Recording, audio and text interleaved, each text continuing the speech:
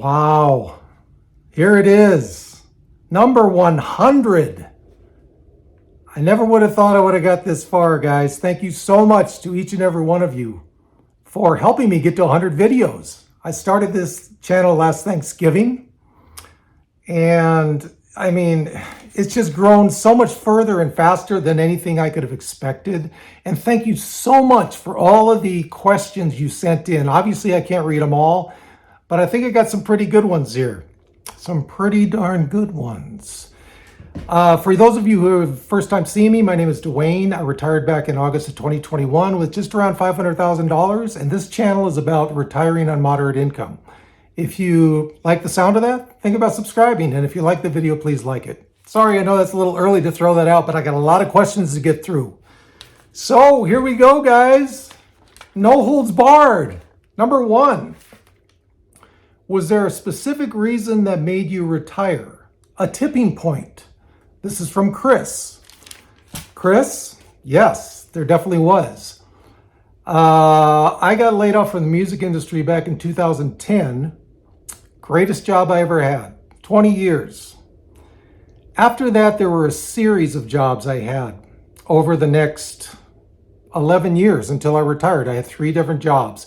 At each job I went to, it became more and more apparent that yes, my money was getting up there and I did not like what I was doing.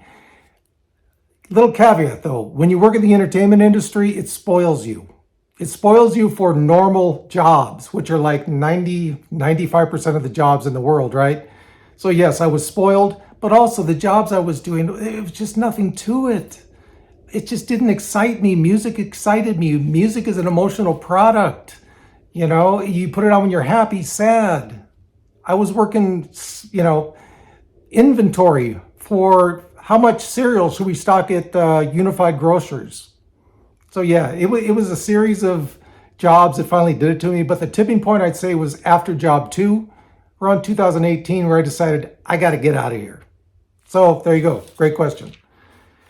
The second question, and this is actually a 2-parter because these both kind of go together. 2A, let's say, do you ever feel invisible because of your age or unimportant in a world that values youth? This is from another Chris.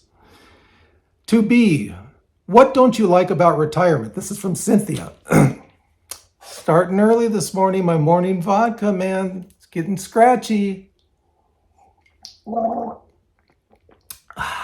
There you go. Much better. Yes. The answer to that is absolutely yes. I kind of made a joking video about that a while back about walking down the street nowadays and nobody seeming to give you a look, noticing you, as opposed to when you're younger. I was a pretty good looking guy when I was younger. Looks left, right, not all the time, but enough that I noticed. The older I got, not much. And now it's not so much about looks, it's just about you're an older person. Now, a lot, that goes along with retirement. So to the B part of this, what don't you like about retirement? This part right here, it at times feels like you're not being valued. Feels that you're just kind of an afterthought, in this world of like bling, bling, bling, bling and youth. Nothing wrong with that on the youth side. But when you get older, yes, at times it feels that you're invisible, doesn't it, guys? I know it does to me, even at like parties or barbecues, whatever. You might not be sought out as much as you were before in a mixed age group, let's say, okay? So is there anything I regret about retirement? Yes, it's that part right there. Number 3, are you bored yet? Are you bored? Number 3, this will hopefully get you on board. Do you really sunbathe naked? This is from Christy. Yes, but only every other Thursday if the temperature is between 85 and 87, and if the wind is blowing out of the west at 15 to 17 miles an hour, and if the dew point's not too high. On those occasions, I'm out there butt naked. Number 4, would you go back to work full time? And if you did, would it depend on the income? This is from George. At this point, I would say no. Well, if someone's offered me $1 million to come back and work for a year, okay, yes. But let's put this back in the realm of possibility. I would say no. Anything short of that. I really enjoy retirement. You know, I really do. Now, if something catastrophic happened to my family, me, whatever, where I really needed a lot of money, and as those you know on this channel, this is about moderate income, then yes, I would probably go back to work if I really needed the money for whatever reason, you know. But at this point in my life, I don't see anything outside of that would make me go back to work. You could double, triple my salary what it was before. No, I'm good. I'm good at what I'm doing. I enjoy what I'm doing. So no, George, no. Number 5, what is your favorite retirement channel? This is from Noreen. Okay, I have 3 favorite retirement channels, all for different reasons. Number 1, in no particular order. Doesn't mean one is better than the other. These are my top 3. Rob Berger, love his channel for the nitty-gritty financial stuff that he could give you. You know, the actual funds to to put in your retirement. Why to do that? All these different kind of voices from different financial institutions. And we're both kind of conservative investors as far as like value, putting stock into value, leaving it there and don't mess with it. Second one I'd say would be Joe Kuhn. Joe is a little bit younger than me, I think 3-4 years maybe. I go to him for just retirement life information. Now, it's not always about information. It's just, he's entertaining too. I enjoy his channel. Same with Rob. So retirement life stuff in general, I go to Joe. The third one I would say is called Two Sides of Fi. 2 guys, one, and it's really cool the way they've set this channel up. One guy was retired already. I think he's 49. One guy is on the other side of Fi. He is not yet retired yet. So they go back and forth. I go to this for early retirement information, and they're also entertaining. So those 3 are the top 3 that I have for different reasons. Just to let you know, there are a couple on there that I would not suggest. Won't name names, but yikes. Just be careful who you listen to, guys. So thank you, Noreen, for that. Thank you very much. Number 6, is there any action in retirement that you regret? This is from 2 people, Laura and also Haga Kuru. I hope I pronounced that right. First of all, there is a video I made on my retirement mistakes. So there are my regrets right there. You can look it up on that video. Boom, the biggest mistakes I made are on there. Second answer to that question is a regret I really have, nothing that I did, but I wish my mom was still here so I could spend a lot more time with her. She passed away, year and a half ago. When she passed, I retired 6 months before then, but she was already deeply into her dementia. So she had her good days and bad days. It was hard to tell sometimes if she knew who I was, and I'm sure a lot of you can relate to that. And then the good days became few and farther between. So I wish my biggest regret in retirement is if I could have swung this thing maybe to retire at 57 instead of 59, which I did, because back then she was still very lucid. This was the very, very beginning of the dementia. We could have enjoyed a lot of things together. Now I still have my father, and it's great. We get to spend time together, talking all the time, back and forth. But that's the one big regret I have, is not being able to spend all the time I have in my hands now with my mother. Okay, number 8, well, 7 or 8, whatever it is. That's the next question. Two-parter again. Is the music industry demonic? Do people sell their souls for a record deal? This is from Linda. Along with that, what are your opinions on music now? From Doris. If you look behind me, I had a 20-year career in the music business. As far as being demonic, artists selling their souls, Don't know anything about that, but I'll tell you one thing about the record industry, at least when I was working at it, and still, if you look at how artists are still treated by the record companies, yeah, they could have been demonic. If not demonic, then not very good people. The way the deals are written back then and now, it is so much in favor of the record label. The artists back then, when CDs were going well, artists were getting paid a lot better than they are now. Now with streaming, you're talking just a little pittance they're getting. So yeah, I wouldn't say demonic artists trying to sell their soul for a deal, unless you're Robert Johnson. Remember that guy? Old blues player. But record companies do not treat artists well. Let's put it that way. As far as the music of today, it's like this old, hey, I'm an old guy, yelling, get off my lawn, right?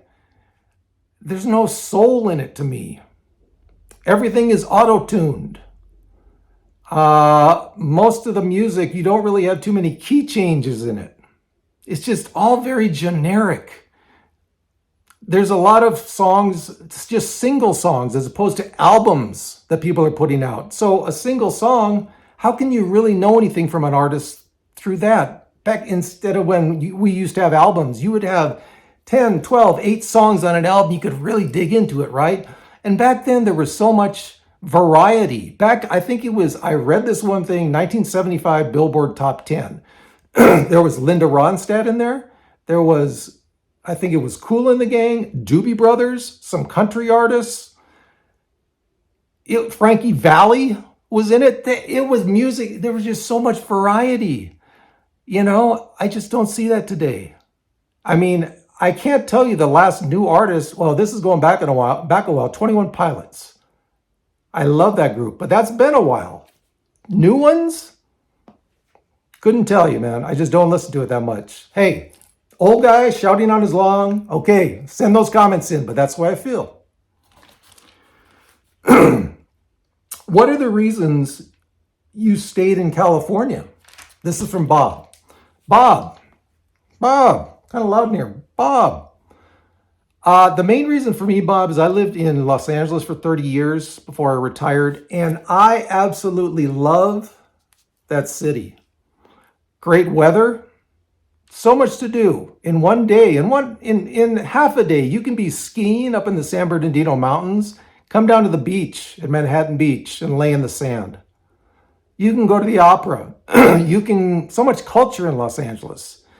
So I didn't want to stray too far from that at the same time of getting something more affordable, which luckily it took 6 months of digging, but I found out here in the high desert. And the main reason, obviously, is because my girlfriend still lives in Los Angeles. So of course I want to stay close to her. This is a quick drive back and forth. I spend half time up here, half time with her, which I think she appreciates, actually. Where is she? We'll get to her. So yeah, I was seriously looking at Tucson, Arizona there for a while, but never really considered it that heavily. So yeah, that's why I stayed in California. Those reasons right there. LA boy, not born, but raised. This one is a great one from Joshua. What's your weapon of choice in a zombie apocalypse? That's a tough one, Joshua. That's a tough one, man. But as a writer of thrillers, I would say my mind. Make those zombies come to me, man. I'll just whip them up. I'll change the plot on them left and right. Yeah, that's what you do. I'll make them a new weapon that'll split them in two, and they can't eat anymore. How's that? Zombie apocalypse, very important.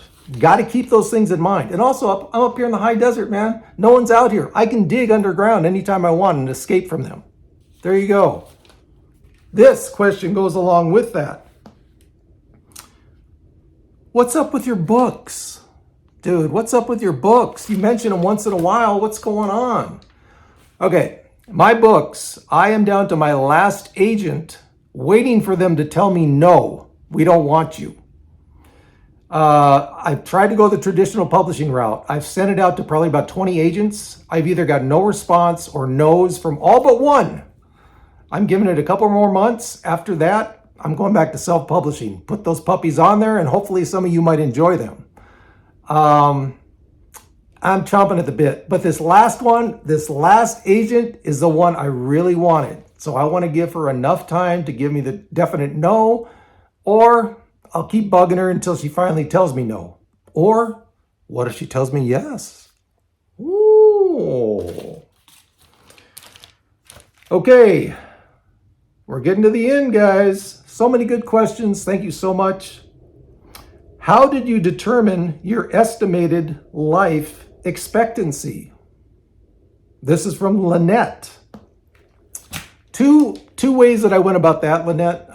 More vodka, hope you don't mind. First one is, just by default, doing all these retirement calculations and everything, most of them put in a 30-year life or retirement expectancy. So I went with that.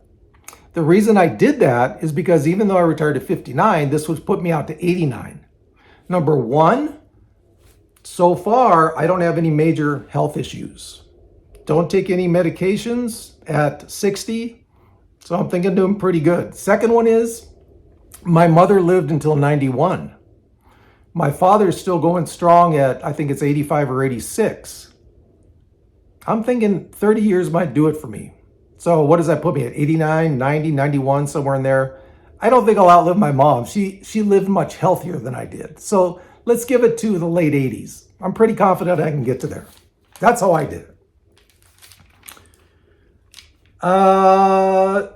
What is the best thing about high desert living aside from the views? This is from Eva or Ava. Actually, another good YouTuber, Ava Zubek. You guys check her out. She does van life. I love her videos. Love them. Number one, I would say low humidity. You know, when it's when it's cold, it doesn't feel as cold. When it's hot, it doesn't feel as hot. Another reason is, surprisingly, I didn't know what to expect moving up here as far as bugs, insects went. Not too bad. I was expecting mosquitoes because I'm next to a lake. Not bad at all. So those are the two reasons. And obviously the views, which, you know, that goes without saying. That's why I love it. Now, down to the final question. I got so many responses for this, I can't tell you. Can we meet your girlfriend? Let me take a drink to fortify myself. Here we go.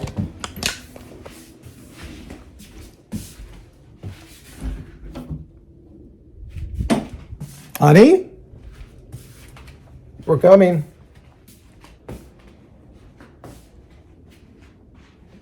Like I told you, they really wanted to meet you.